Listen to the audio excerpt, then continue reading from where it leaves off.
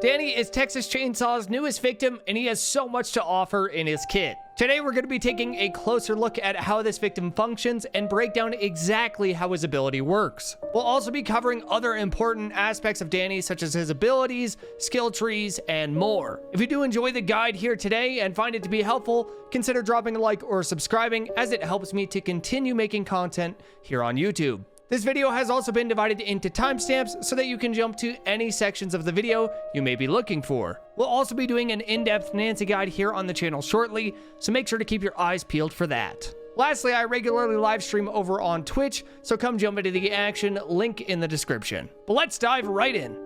So as I mentioned, Danny is the newest addition to the TCM Victim Squad, and we're going to start out by taking a look at his ability and all of his attributes. Danny's ability is called Study and Tamper. The way this power works is that you build knowledge by studying various objects around the map, and then you can tamper with exits by making them stay open longer or shutting them down for longer. Things such as the fuse box or valve escape will stay open for extended periods of time, while the car battery and generator will have longer cooldowns before coming back online. We're going to dive a lot deeper into Danny's power here in just a bit, but I wanted to give a quick overview of his ability before diving into other things. But with that out of the way, let's take a look at Danny's attributes. Danny's strongest base attribute is proficiency, being followed up by toughness. In fact, Danny has the best proficiency in the game, being tied with Connie. He is also the second toughest character in the game, only being beaten out by Anna. This makes him a great character for working efficiently while also having a good amount of durability when it comes to being confronted by the family. Danny is most lacking in the strength category, making him bad for close family encounters if you don't want to rebalance any of his attributes.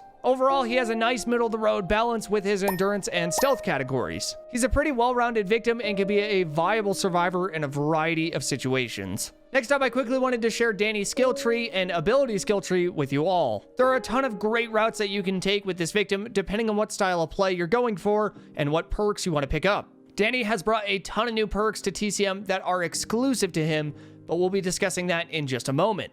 For Danny's skill tree, I've personally been really enjoying some of the middle routes, picking up perks such as Head Start and I Know Engines, but I've also been enjoying the right side routes to pick up things like No Stopping alongside Out of My Head to counter some of the support family members. But I just wanted to share that skill tree with you all. Let's jump over to the ability skill tree. In Danny's ability skill tree, you'll find some nice upgrades that you can apply to Danny as you level him up. All of the level 2 abilities are just buffs of the level 1 abilities, so we're just going to talk about the level 2 versions, and there are some changes in the abilities at level 3. Keep in mind that abilities do not stack when it comes to upgrading your tree. On the left side at level 2, you can reduce the time taken to study objects by 60%. Down the middle, you can increase the knowledge gathered by studying objects by 60%. And lastly, down the right side, you can reduce the tampering minigame target by 12%.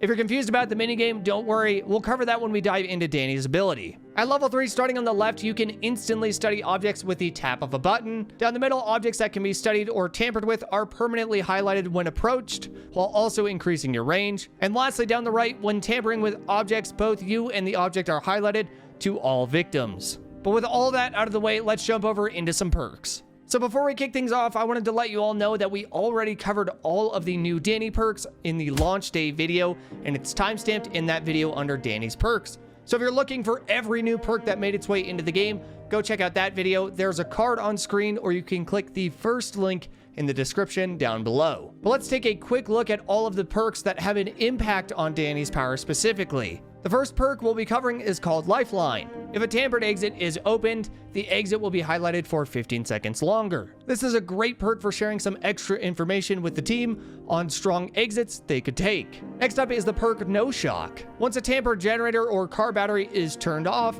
all connected objects are highlighted for 15 seconds. I don't think this perk is quite as useful, but it could provide some nice information in various instances. After that, we have the perk There They Are. Family members that are within 6 meters of a tampered object for more than 2 seconds are highlighted to you. I also don't think this is the craziest perk ever, but it could have some strong applications in certain situations. Those are all the perks that are directly related to Danny's ability that we're going to cover for today. Of course, there are some perks such as No Stopping that work really well with what Danny has to offer, but I figured for the purpose of today's video, we try and keep things simple. With that all out of the way, let's go ahead and move on to a full breakdown and explanation of Danny's ability. Alright, so as I mentioned before, Danny's ability is called Study and Tamper, and essentially will be affecting how long exits stay open or shut down for. So you might be wondering what kinds of objects Danny can study, and there's actually a surprising amount of items this applies to. Anything that the game classifies as a mechanical device is something that you can study. This includes common things such as toolboxes, valves,